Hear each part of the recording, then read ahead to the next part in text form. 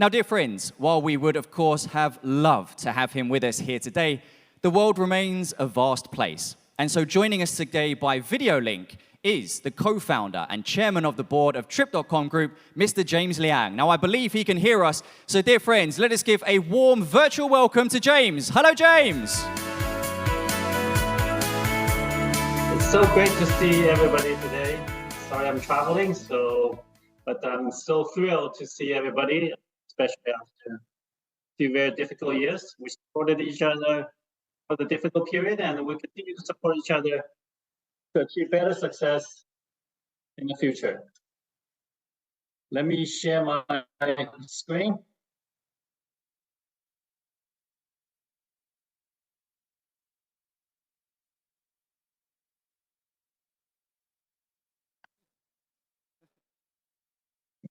There we go. Okay. Well, today, my title is, the title of my presentation is Why Travel is Unique. You know, I've been in this industry for over 20 years, and the longer I work in this industry, the more fortunate I feel, because travel is unique, or travel is the best industry in the world. Well, over the years, I put pieces of arguments here and there, but today I'm going to put all the arguments together, and by the end of the presentation, hopefully I can convince you why travel is uniquely. Well, I'm going to argue travel is the best industry from 4 dimensions: psychologically, economically, socially, and philosophically. You know, it's a very strong argument. You'll see I probably have the best argument in the world why travel is the best industry. Okay, so first, why travel is uniquely good psychologically. Now, you all know the Maslow's hierarchy of needs. So there are 2 versions. One version is 5 levels, and Maslow actually later extended the 5-level model to the 8-level model, the one I show you on the screen. So basically, he expanded the top level, which is self-actualization, into 4 sub-levels. So the bottom 4 levels are the same as before. You guys probably remember that. So you have the necessity needs, or the lower needs, 4 levels. So the safety, physiological, and safety, and then it's belonging, then esteem. Those are necessity needs. Those are the lower 4 levels. But there are the higher 4 levels. Those are intellectual needs. So it's about cognitive needs, aesthetic needs, self-actualization, and transcendence. I will argue that travel almost can serve all the 4 higher level needs in this hierarchy. Why? Because travel is about discovery. That's learning. That's cognitive needs, right? Travel is about seeing the beautiful scenery and beautiful culture, a beautiful performance. That's aesthetic. And travel is about adventure, like diving, skiing, doing something challenging. That's part of self-actualization. So all 3 of the 4 levels, higher levels. And the top one, transcendence. Well, what's transcendence? Well, it's hard to tell. I mean, transcendence, it's the higher purpose. And I'll argue later philosophically. But at least 3 out of 4 levels, travel can really help satisfy the 3 out of the 4 levels of the intellectual needs. That's discovery and adventure. Now, why it matters to serve the intellectual needs and higher level needs? That's because when you have satisfied higher level needs, your level of consumption is non-satiable. That means the more you consume, so you more or when you have more time and more resource, you want to consume more. And the lower needs are satiable. And the higher needs, when you're richer, you want to consume more. So that leads to my second dimension. Travel is uniquely good economically. So travel, first of all, as I just argued, travel is a non-satiable experience good. And not only that, travel is unique because it's only heavy asset, non-satiable experience.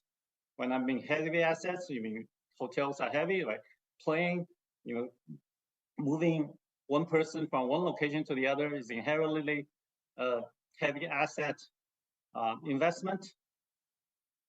So why heavy asset non-satiable experience is good economically, especially in the age of automation. Let's look at this diagram. So on this diagram, there's a 2x2 diagram. So on the vertical axis, I have the lower part is the material needs, and the upper part is the intellectual needs. And as we know, lower part of material needs tend to saturate when people have more money, so the volume will stagnate, will not increase much when the economy grows. But the intellectual need, the volume will continue to increase as people have more money and time. Now, the horizontal axis, we have industries that are easy to automate, and from those industries that is easy to automate to those industries that are hard to automate. When industry is easy to automate, the price will drop. When an industry is hard to automate, the price will be stable and even increase. So we have these four quadrants. So the lower left is the material needs that are easy to automate. Those are the manufacturing industry, the food, clothing, home appliances, and automotive. Because the price will decrease and the volume will stagnate, the share of these industry in the economy will actually decrease. Then we have the hard to automate industry, but the material needs, like real estate. It's a material need, but it's hard to automate because the construction workers still require human. The robots are still far from being able to construct the houses. So those industries, because the price will be stable, but the volume will be also not increasing too much, those industries will be stable. And then there's the intellectual need industry that is easy to automate, like a digital entertainment. As you see, that's very easily, that can be replicated in lower cost, very low cost. And because the intellectual needs is also satisfied, adventure or beauty, but not philosophically. I'll talk about that later. But digital entertainment is intellectual need and it is easy to automate. Then means the price will decrease and the volume will increase. So they offset each other. The total volume or as a share of the total economy will be stable. Now the last one, the top right one, is the intellectual need industry that are hard to automate, like tourism. I just argued it, right? I just showed you that tourism is a heavy industry, heavy asset industry, so it's hard to automate. You still planes and the hotels and the attraction parks that take still very expensive to build. So the price will be stable. And also because it's intellectual needs, it satisfies 4 high levels of psychological needs. So it is intellectual need, so it won't be non-satiable. So as people have more time and money, people will consume more. So the people will consume more and the price is stable, then as a share of total economy, it will continue to grow. As you see on this diagram, travel is arguably the only industry that will continue to grow as a share of total economy. Okay, I didn't put some of there are a few industries I left out.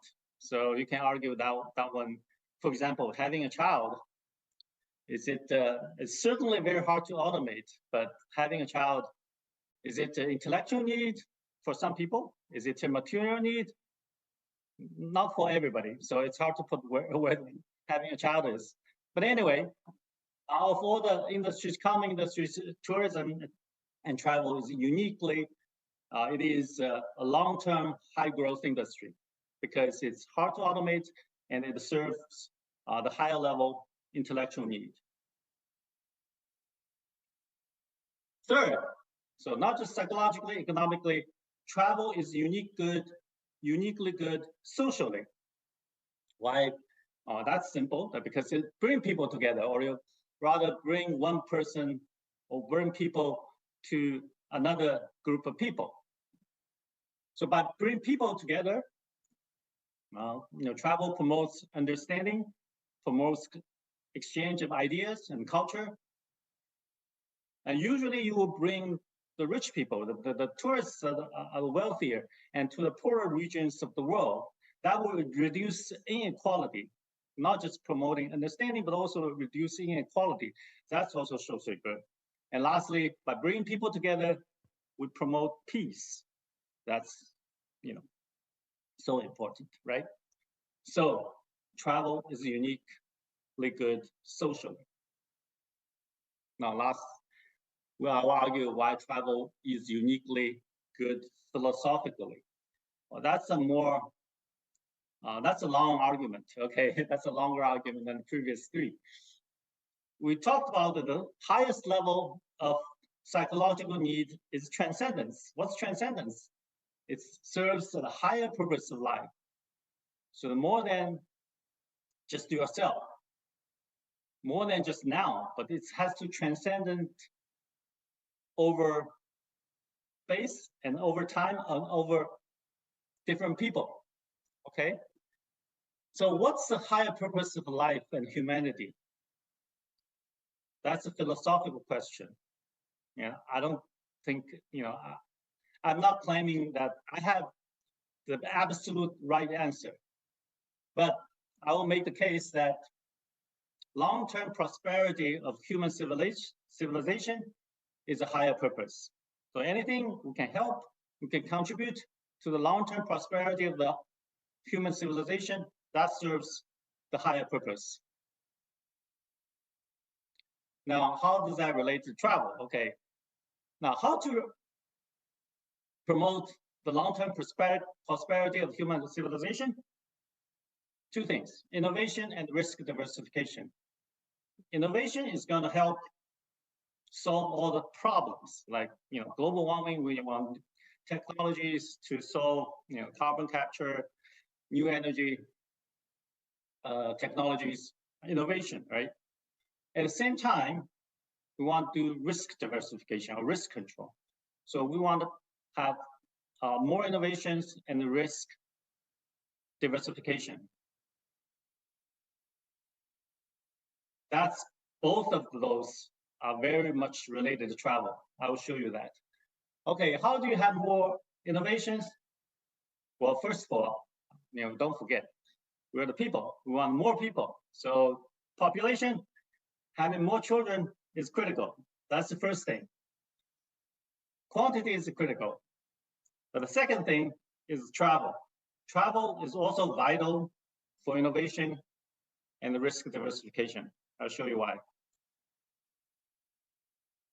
So first of all, travel promotes innovation. So historically, when human race migrate to a new area, that often leads to great innovation. Our ancestor, Homo sapiens, migrated out of Africa, many tens of thousands of years ago. And after that, they invented agriculture and many other things. In the age of exploration, Columbus and all the pioneers, they traveled to the New World. That leads, that really expands the horizon of human civilization. That leads all the new scientific discovery, like astronomy, like geography, geometry, like the theory of evolution, and eventually leads to scientific and industrial revolution. So space travel If we can, go to moon, go to Mars, like Elon Musk's venture, that will lead to limitless potentials. So travel really inspires innovation. And the travel also helps humanity to be long-lasting by risk diversification. We want a long-term prosperity. We want the human race to last a long time. But there's a lot of risks, especially if we keep innovating. We don't want to last boring, right? We want, if you like, bacteria, we long-lasting and we're everywhere, but it's boring. We want long-lasting and also innovative. But by being innovative, we incur a lot of risk. How do we do risk diversification? Well, historically, many human tribes migrated out of Africa, not just one tribe. Well, many unlucky tribes extincted. So we need many tribes migrated out of Africa, and the lucky one and the more creative one eventually survived. And space travel and space migration will eventually turn our species into a multi-planetary species. So that's really the essence of not, putting all eggs in one basket, right? So if one planet screwed up, we have other planets. So travel is really the ultimate solution to risk diversification. Now, I talked about, travel can really help humanity to prosper, and it seems to be very optimistic, but, there are some perils. And, there's not guaranteed, there's still a lot of pitfalls. One of the pitfalls, I think, is that travel technology advanced too slowly. Other technology actually advanced much faster than travel technology in the past. Travel technology, like, last time human on the moon was 60 years ago, right? Or the airplanes did not change much in the last 20, 30 years. But look at the digital technology, the metaverse technology, like virtual reality, has really, really advanced very quickly. So the meta technology, we're talking about digital entertainment, it also serves the higher needs, but it's not good philosophically. The metaverse technology can generate satisfaction cheaply, can be replicated cheaply. The meta universe could replace, the risk is the meta universe could replace humans' desire for traveling in the real universe. Well, that's actually one explanation, Fermi's paradox. Why do we not see human or other aliens? Because aliens, their meta universe technology is also much faster than the travel technology, and their generation, their young people will just be addicted to the metaverse technology and not having any desire, not interested in travel anymore. But we are hopeful we can beat metaverse technology because the real universe is infinitely more complex, interesting, orderly than meta universe.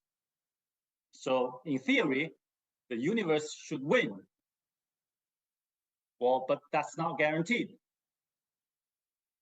For those who work in the travel industry, it is our vital mission to deliver the best travel experience so that the real universe can win against the meta universe.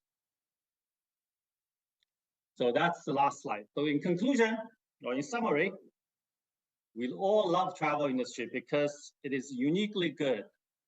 Psychologically, because it serves a non-satiable higher level need. Economically, because of the heavy assets, not easily automated, so it is a long-term high growth industry. And socially, because it brings people together, so it promotes understanding, integration, and peace. And lastly, philosophically, it helps achieve higher purpose of humanity. That is the long-term prosperity of humanity, because travel inspires innovation and space migration. That's critical for risk diversification. So we all should feel lucky because we're in the best industry, and we should also feel a sense of a mission to help deliver the best travel experience, not in meta universe, but in the real universe. And Trip.com's mission statement is to deliver the perfect trip for the better world. And I hope we can all achieve together by working closely together with all our partners, and we will achieve this mission to help contribute to the long-term prosperity of human civilization. Thank you. Well, I believe James can hear us. Can we send a much bigger round of applause to thank James once again? James, thank you so much. Watching that was thoroughly interesting. I have a feeling in my heart that most of us came here today thinking we were going to start today talking about our domestic or maybe international rates of travel, transportation, airfares, and passenger numbers. We didn't expect to wake up at 9 in the morning to talk about the origins of humanity, the future of travel in outer space. I feel like we've just listened to the godfather of travel, and I feel like perhaps in the future we'll be using Trip.com to book a SpaceX tour to Mars. So well done once again, James. Thank you.